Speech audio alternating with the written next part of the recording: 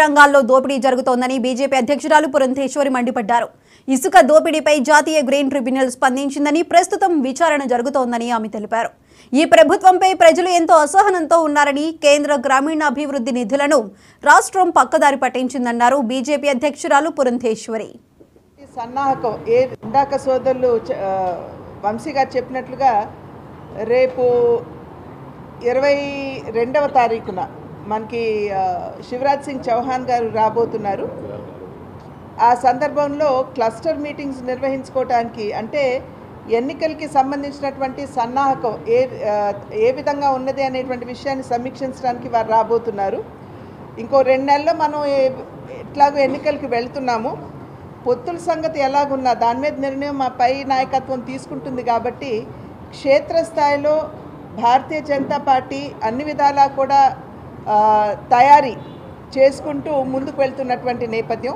కార్యకర్తల్లో ఒక కొత్త ఉత్సాహం కనపడుతుంది. ఖచ్చితంగా మనం ఈ రాబోయే ఎన్నికల్లో భారతీయ జనతా పార్టీని ఒక బలీయమైనటువంటి శక్తిగా మనం ముందుకు తీసుకురావాలి అనేటువంటి నిబద్ధతతోటి నడుం బిగించి ప్రతి కార్యకర్త కూడా పనిచేయడానికి సన్నద్ధంగా ఉన్నటువంటి నేపథ్యం. ఇవాళ రాష్ట్రంలో ఉన్నటువంటి పరిస్థితుల్ని చూసినా కూడా ఏ రకమైనటువంటి అవినీతితో నిండినటువంటి పాలన, కక్షపూరిత పాలన, విధ్వంసకర పాలన మనం రాష్ట్రంలో చూస్తున్నాం. రాష్ట్ర ప్రజలు కూడా ఈ ప్రభుత్వానికి చర్మగీతం పాడాలి అనేటువంటి పట్టుదలలో ప్రజలు కూడా ఉన్నట్లుగా మనం బయటకు వెళ్ళి ప్రజలతో మాట్లాడుతున్నటువంటి సందర్భంలో అర్థమవుతున్నటువంటి విషయం. అవినీతిలో కూరుకుపోయి రాష్ట్రంపై అప్పుల భారం వేసి అభివృద్ధి అన్న పదానికి తావు లేకుండా ఒక నిరంకుశ పాలన మనం ఇవాళ రాష్ట్రంలో చూస్తున్నటువంటి నేపథ్యం.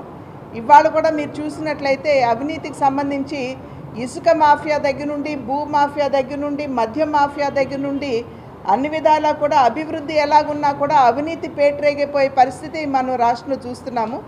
ఇవాళ మనం మీడియాలో చూసినా కూడా ఇవాళ కేంద్రానికి సంబంధించినటువంటి ఎన్వైరన్మెంట్ మినిస్ట్రీ ఏదైతే ఉందో వారు కూడా కోర్టులో ఖచ్చితంగా ఆంధ్ర రాష్ట్రం నిబంధనలకి విరుద్ధంగా ఇక్కడ శాండ్ మైనింగ్ జరిగినటువంటి విషయాన్ని కూడా కోర్టులో వారు సమర్పించినటువంటి నివేదిక. దాని మీద కోర్టు కూడా ఇవాళ గట్టిగా నిర్ణయం తీసుకునేటువంటి అవకాశం ఉంటుంది.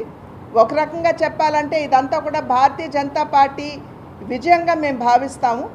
ఎందుకంటే గ్రామ పంచాయతీలకు సంబంధించి ఎప్పుడైతే నిధులు పంచాయతీలకి రావాల్సి ఉన్నదో అవి సవ్యంగా రానటువంటి సందర్భంలో రాష్ట్ర ప్రభుత్వం పిఎఫ్ఎంఎస్లో వేయకుండా సిఎఫ్ఎంఎస్లో వేసి నిధులన్నీ కూడా దారి మళ్లించి గ్రామీణాభివృద్ధికి తిలోదకాలు ఇచ్చినటువంటి సందర్భంలో పెద్ద ఎత్తున భారతీయ జనతా పార్టీ మిత్రపక్షమైనటువంటి జనసేనని, అదేవిధంగా వివిధ పార్టీలకు అఫిలియేట్ అయి ఉన్నటువంటి సర్పంచులు కూడా మాతో కలిసి వచ్చినటువంటి సందర్భంలో పెద్ద ఎత్తున మేము రాష్ట్రంలో ఆందోళన చేపట్టాము. ఆందోళన చేపట్టినటువంటి నేపథ్యంలోనే కేంద్ర మంత్రిత్వ శాఖ వెంటనే వారు ఒక కమిటీని పంపించి ఇక్కడ ఉన్నటువంటి పరిస్థితుల్ని సమీక్షించమని చెప్పినప్పుడు ఖచ్చితంగా ఇక్కడ గ్రామీణాభివృద్ధిని ఆకాంక్షించి ఏదైతే ఇందాక సోదరులు